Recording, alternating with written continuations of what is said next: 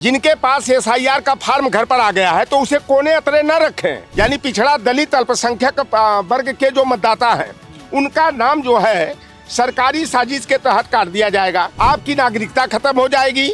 आपकी नागरिकता खत्म हुई तो राशन कार्ड बंद हो जाएगा। ये एसआईआर की जो प्रक्रिया है यह गुरु गोलवलकर की बंच ऑफ थॉट्स की नीति से है। तो ये श्रेणी के जो मतदाता हैं जिनका की 2003 की मतदाता सूची में नाम है वह फार्म भर करके और जिस पेज पर जो है कि उनका नाम है उसकी फोटो कॉपी उसमें लगा देना है, आधार कार्ड का नंबर लगा देना है। अगर सम्मिलित नहीं किया जाता है तो समझ लीजिए कि आपकी नागरिकता खत्म हो जाएगी, आपका मताधिकार खत्म हो जाएगा। यूपी में एसआईआर हो रहा है। इस समय अयोध्या के चर्चित सीट गोसाईगंज में हम मौजूद हैं। गोसाईगंज विधानसभा का ये मार्केट है और यहाँ पर समाजवादी पार्टी ने अपने सबसे बड़ा चेहरा निषाद समाज के सबसे बड़े चेहरे लोटन राम निषाद को प्रत्याशी बनाया है। एसआईआर पर काम कर रहे हैं, हाथ में नेताजी के कागज है। एसआईआर पर काम कर रहे हैं। अखिलेश यादव लगातार प्रेस कॉन्फ्रेंस करके ये कह रहे हैं अपने कार्यकर्ताओं को कि एसआईआर से अपना वोट बढ़ा लीजिए। कैसी तैयारी चल रही है? आपका बहुत बहुत स्वागत है। देखिए, धन्यवाद। बिहार में एक झटका इंडिया गठबंधन को लग चुका है कि वहाँ पर एसआईआर के माध्यम से एक साजिश के तहत 65 lakh OBC SC ST minority के मतदाताओं का नाम जो है कि सूची से काट दिया गया। और उसी तरह की साजिश जो है उत्तर प्रदेश में भी करने की कवायद चली है। मैं अपने लोगों के बीच में जा रहा हूं कि जिनका नाम 2003 की मतदाता सूची में है और जिनके पास एसआईआर का फॉर्म घर पर आ गया है तो उसे कोने अतरे न रखें। 4 दिसंबर से पहले उस फार्म को भर करके क्या क्या दस्तावेज चाहिए उसको लगा करके एक कॉपी रिसीविंग बीएलओ से लेकर के अपने पास रखें, ताकि अगर भविष्य में साजिश होती है तो उसको प्रमाण दे करके जो है। एसआईआर के नाम पे साजिश हो रही लगता है आप लोगों को? देखिए, पूरी तरह से जो है कि साजिश हो रही है और एसआईआर के माध्यम से जो विशेष करके ओबीसी एससी एसटी माइनॉरिटी के यानी पिछड़ा दलित अल्पसंख्यक वर्ग के जो मतदाता हैं उनका नाम जो है सरकारी साजिश के तहत काट दिया जाएगा। मैं आपके चैनल के माध्यम से या अपने लोगों को मैं बता देना चाहता हूं कि अगर 4 दिसंबर से पहले जो उनके घर पर बीएलओ के माध्यम से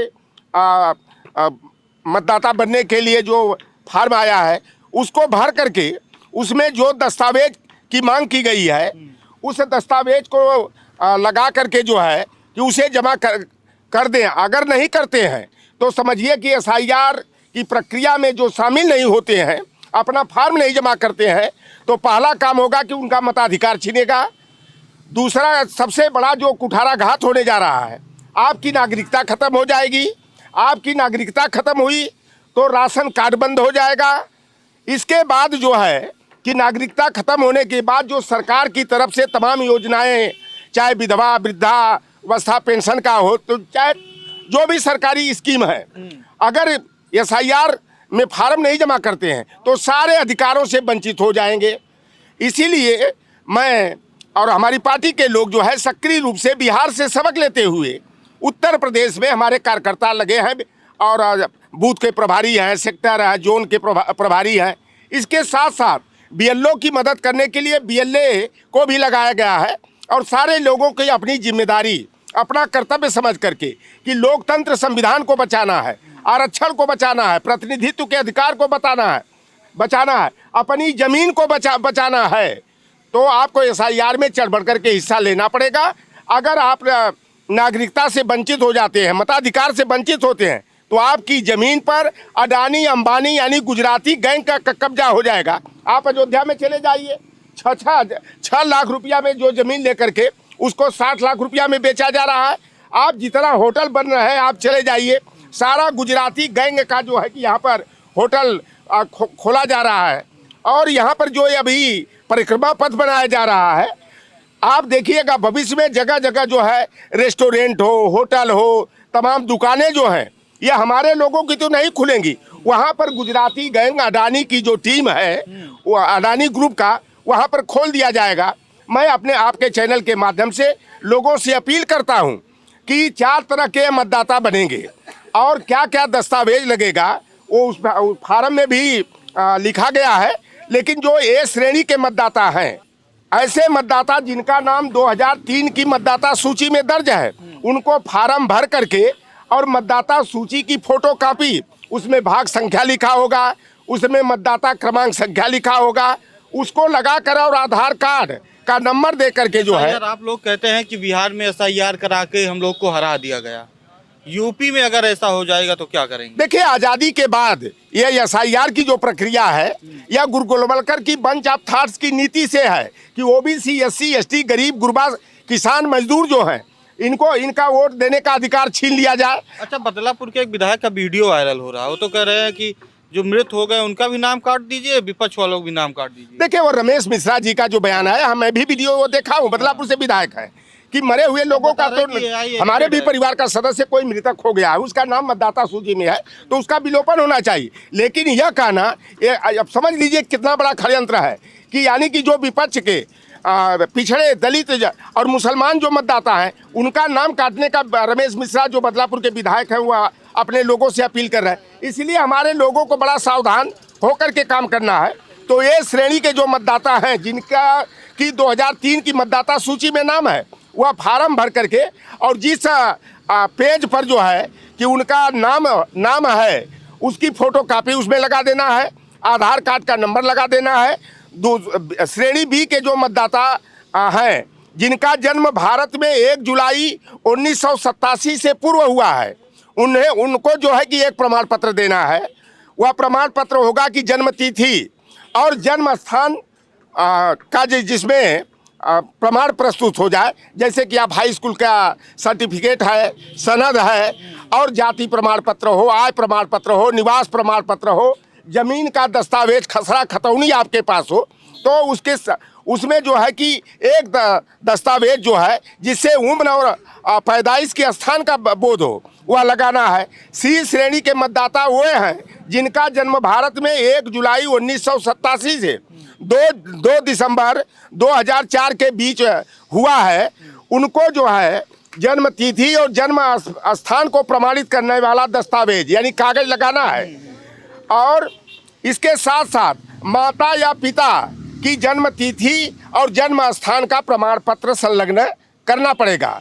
डी श्रेणी के जो मतदाता जिनका जन्म भारत में 2 दिसंबर 2004 के बाद हुआ है, उनको 3 प्रमाण पत्र देना पड़ेगा। पहला प्रमाण पत्र कि अपने जन्म तिथि का, जन्म और जन्म स्थान का, दूसरा पिता के जन्म तिथि और जन्म स्थान का, और तीसरा माता की जन्म तिथि या जन्म स्थान का जो है प्रमाणित प्रमाण जो है कि देना पड़ेगा। और जो उस आवेदन के साथ जो आपको प्रमाण देना है, उसमें 11 विकल्प हैं। आपको आधार कार्ड तो लगाना है, उसके अतिरिक्त 11 प्रमाणों में से जो उचित दस्तावेज मांगा जा रहा है वह देना होगा। पहला यह कि जो केंद्र सरकार या राज्य सरकार की नौकरी में रहे, वह अपना जो है जो कार्ड, ID कार्ड मिलता है, उसको लगाना पड़ेगा। दूसरा कि सरकारी या स्थानीय निकाय में नौकरी करने वाले बैंक के कर्मचारी हों, डाकघर के, LIC के और सार्वजनिक उपक्रम, जो सरकारी जो भी विभाग में उपक्रम है, उसके द्वारा जारी जो प्रमाण पत्र है, कोई मान लिया 87 से पहले का जब बैंक का अकाउंट अगर आपका है, LIC का बीमा आप कराए हैं, तब तो वह प्रमाण माना जाएगा। अगर नहीं है तो उनके द्वारा जो प्रमाण पत्र जो सरकारी विभाग के द्वारा दिया गया है वह लगाना पड़ेगा। तीसरा कि सक्षम अधिकारी के द्वारा जारी जन्म प्रमाण पत्र, जैसे जन्म प्रमाण पत्र को देना है। यह सभी नहीं, इसमें से कोई 1 या 2 प्रमाण पत्र देना है। फिर इसके बाद मान्यता प्राप्त बोर्ड या विश्वविद्यालय से जो आपको डिग्री मिली है, मार्कशीट मिली है, अंक पत्र जिसको कहा जाता है, और हम लोगों के ज़माने में सनद कहा जाता था, जैसे मूल प्रमाण पत्र आज कहा जाता है, वह आपको देना पड़ेगा। या राज्य प्राधिकारी द्वारा अस्थायी निवास प्रमाण पत्र, जो निवास प्रमाण पत्र बनता है, वह लगाना पड़ेगा। और जो हमारे बनराजा समाज के लोग हैं, जिनको जंगली या प्रति भूमि का जो पट्टा दिया जाता है, तो अब पट्टे का कागज लगाना पड़ेगा। इसके बाद जो है कि सक्षम अधिकारी द्वारा, SDM के द्वारा, तहसीलदार के द्वारा या DM के द्वारा जाति प्रमाण पत्र, आय प्रमाण पत्र, निवास प्रमाण पत्र में से, तीनों में से कोई एक प्रमाण पत्र देते हैं तो वह भी जो है कि आपका साक्ष्य माना जाएगा। या यहाँ पर जो नागरिकों का रजिस्टर है, एनआरसी हमारे यहाँ नहीं हुई है, इसलिए यह तो मिलना मुश्किल है।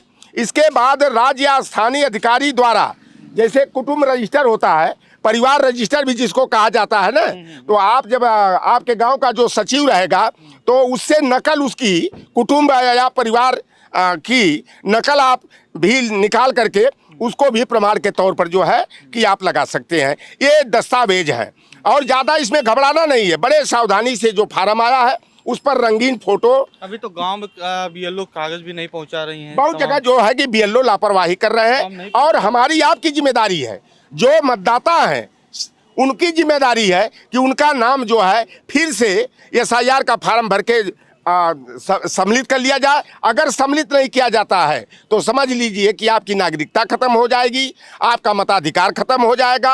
और नागरिकता जब खत्म हो गई तो आप रिफ्यूजी मान लिए जाएंगे, शरणार्थी मान लिए जाएंगे, तो आपके घर मकान पर भी जो है अडानी ग्रुप का कब्जा हो सकता है। यह साजिश, बहुत बड़ी साजिश चल रही है। आप देख लीजिए कि अडानी का काम, आप लखनऊ में चले जाइए एयरपोर्ट पर, अडानी ग्रुप।